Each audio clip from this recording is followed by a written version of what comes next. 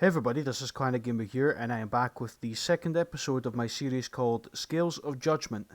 Now, for those who are new to the channel, and for those who haven't seen the first episode in quite some time, because it has been a while to be fair since I uploaded the first episode, I'll give you a reminder of what the series is all about. So basically, this series is all about me reviewing different games, but this is a very unique way I'm reviewing the games. So I'll be taking different scales for each episode, musical scales should I say, and I will be judging each part of the game that I want to judge based on the musical scales on how I feel. So here's two examples of two scales here that I'm going to play. The first one is a major scale, aka me being happy with a certain feature.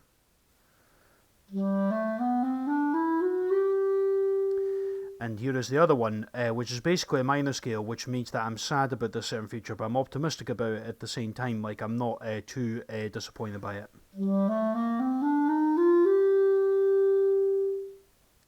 So those are the two scales that will be used in this Scales of Judgement episode. And basically, I'll be talking about different features and giving my opinion on a musical scale of judgment on each one. And then at the end of the episode, I'll give an overall scale of judgment on the scale of 1 to 10, and on the musical scale, like how do I feel about this game. And without further ado, the game that I'm going to be doing for this second episode is the first Destruction Derby 1. You might notice a pattern here with the way I'm doing the second episode. The first episode I did was the original Ridge Racer on the PS1. I think I'm going to be doing a pattern here of games chronologically released on the PS1 all the way up to the PS5. So it might take me a while to get through these episodes, but it'll be quite fun to do this, I think. So, Destruction Derby 1. So basically, what this game is about, basically Destruction Derby is a vehicular combat racing game for the PS1, released back in 1995, and it was a launch title alongside some other games like Ridge Racer, Tekken 1, and quite a lot of other games in 1995. And so the first thing I'm going to be talking about in the Scales of Judgement is the gameplay. Now, the first one I want to talk about are the cars. So the cars you get to play as in this game, there's 3 different cars you can choose from. One is based on the difficulty, they're all based on difficulty levels. So the first car you can choose is one for like easy mode, like a rookie car, like the blue and white car with the Psygnosis label on it. And then you got the black and car with the white roof on it, which basically has the Grim Reaper on it. And that's like for sort of medium players, like intermediate skilled players. And then the Pro car, which is the one I personally use, is the advanced car. Considering I played this game an awful lot, I use the Pro car personally. So I'd say my favourite car of all of them is definitely the Pro car in my opinion, because it's the most fun to use. The rookie car is okay, but it's a bit boring to be honest if you're using the rookie car. The Grim Reaper car is okay. I'd say it's average, but the Pro car in my opinion can be a little bit frustrating to control, but as a whole I have the most fun with the Pro car. And the next thing I want to talk about in the gameplay are the collisions. So basically, the collisions in this game are pretty good in my opinion. Like for 1995 that is, yeah I know they'll be quite outdated today, but back to 1995, the collisions in this game were pretty realistic I think. But things would get better in the next game, Destruction Derby 2, but in this game, if you wreck your car from the front, you see you got like a green triangle to start with on the bottom corner of the screen, as you can see, and if they turn all the way to red, especially on the front, then the front of your car will start smoking up, and if you manage to get one of those red flashing triangles to black, then the race will be over and your car will be wrecked. However, if you damage your car on the right and back sides, say for example if you damage your car on the right and you turn that black, then you'll lose your ability to your car will constantly steer to the right without you having any input over it. And if you let the left side get wrecked, then you won't be able to steer the car at all. Well, you might be able to steer it only very limited, but the steering will be very limited on the car. And if you wreck the back of your car, then the car will grind to a very slow halt. It will go extremely slow on the track. Luckily in this case for the Pro car, if I use that, then the vehicle will only go a tiny bit slow, but not that much. But yeah, the collisions are very good in this game, and yeah, it's pretty damn good on most tracks, especially the crossover track. And speaking of the tracks, actually, we're going to get onto those right now. So pretty much the tracks in this game, there's many different variety of tracks. The first track is like a speedway track, then there's the crossover track that I've got on the screen as well. Then there's ones like the Ocean Drive track, double crossover track, one you can race in the city, and then there's a Destruction Derby bowl arena as well, which is pretty awesome. So there's different varieties of tracks in this game. And the next thing I want to talk about in the gameplay is that there's 4 game modes in the game. There's 4 game modes within this game. So the first game mode is Wrecking Racing. Now pretty much what Wrecking Racing is all about is that you smash your opponents up, but at the same time you're racing against them as well. So you get race points for smashing your opponent's car on the side. So if you manage to flip them at a 90-degree angle, you get 2 points. A 180-degree angle is 4 points. And if you manage to spin them around a 360-degree angle, then you get 10 points for it. And if you manage to wreck their car as well, then you get 10 points for that as well. And that's pretty much what Wrecking Racing is all about. Plus you get extra points as well. If you finish in first place in the race, then you do get extra points to add on. So say for example, if you had 10 points in the speedway track, then you can get 10 extra points for finishing in first place, and you can get 20 points. The next mode is Stock Car Racing, which is pretty self-explanatory. You basically race against the cars. There's no race point system for smashing into the cars.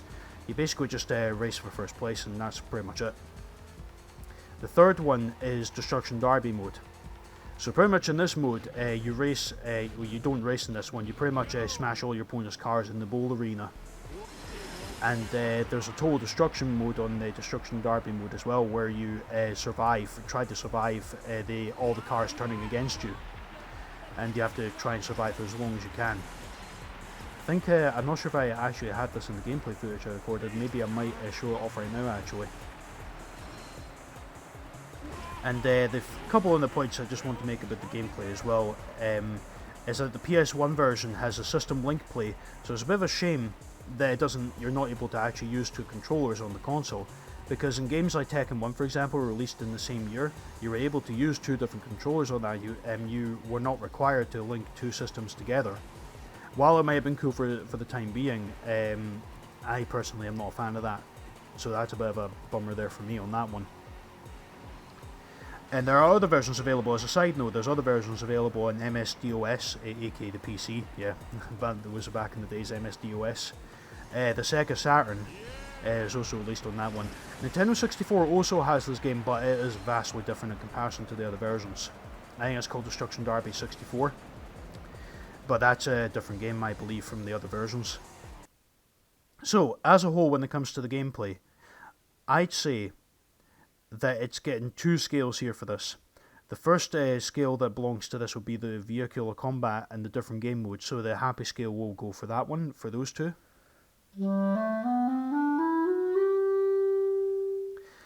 And the sad scale that I've got here is that there's not many cars to choose from. There could have been more vehicles to choose from in this game other than just the standard 3. And that the multiplayer isn't used with 2 controllers and you can only use the system link for the PS1. So that's a bit of a bummer there, but the sad but optimistic scale will be played for those 2 as well. So as a whole, I would say it's quite balanced, that one, isn't it? That I'm kind of happy and sad at the same time. So I'd say, as a whole for the gameplay, I'd be sad, yet optimistic.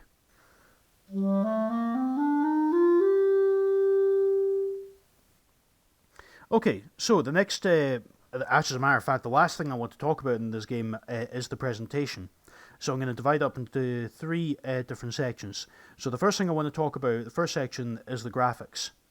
So the graphics in this game, in my opinion, for 1995, they look pretty good on the PS1. As a matter of fact, I think the PS1 has the best version of the graphics anyway, because I looked at the Sega Saturn gameplay out of curiosity, and the graphics are not that great on the Sega Saturn version, but the PS1 version is much better.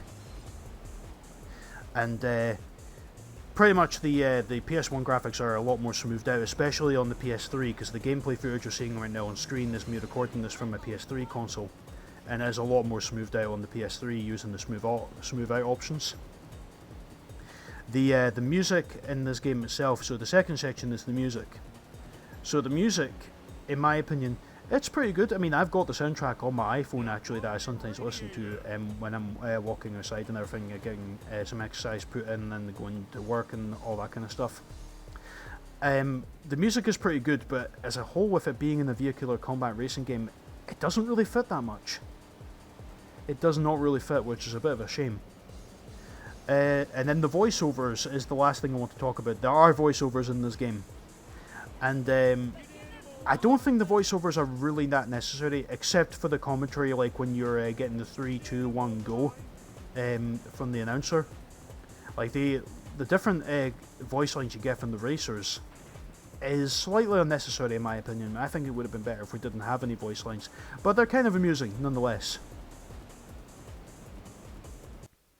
So, as a whole for the presentation, I would say the happy scale in this one belongs to the graphics on the PS1 look very decent for its time, and that the voiceovers can be amusing sometimes, but slightly unnecessary. So I'd say the happy scale belongs to both of those. And the sad but optimistic scale belongs to the music, unfortunately. Regrettably, I have to say that. The music is good, but it doesn't fit that well in this kind of game, so the sad but optimistic scale will be playing, the minor scale will be playing.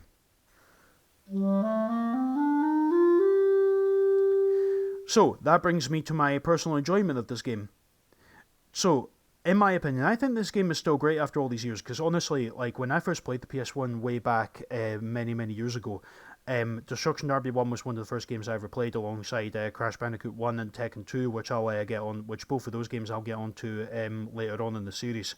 Be quite interested to see how those will fit into the Scales of Judgement. But anyway, yeah. Overall, I would say on the scale of 1 to 10, I would have to give it a 7 out of 10. So I'd say it's a good game still after all this time. If you haven't played Destruction Derby 1, I'd recommend checking it out personally. I don't know if you can get it for cheap from certain stores like Central Exchange, for example.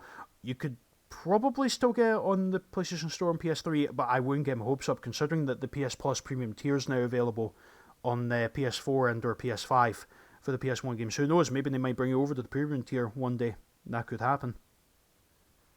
And then as a whole for the music scale I would give this, with how I feel about this, I'd say even though the sad but optimistic scale, the minor scale and the major scale are both balanced on this, if I had to choose one I would say I'm quite happy with it, so the major scale, the happy scale will belong to this one. And that's pretty much it. There wasn't anything else that I wanted to talk about when it comes to the game, to be honest with you. Oh, actually, yeah, I forgot. Sorry. The time trial mode. It's pretty much what it is, time trial mode. Sorry, completely forgot about that fourth game mode, but to be honest with you, it is what it is. Just the time trial mode, there's nothing much to it. Anyway, sorry. I completely skipped over that, didn't I? Sorry, I think that's how forgettable time trial mode is in this game. Anyway, I think that's everything that I need to say on this. I just wanted to make sure. Yeah, okay.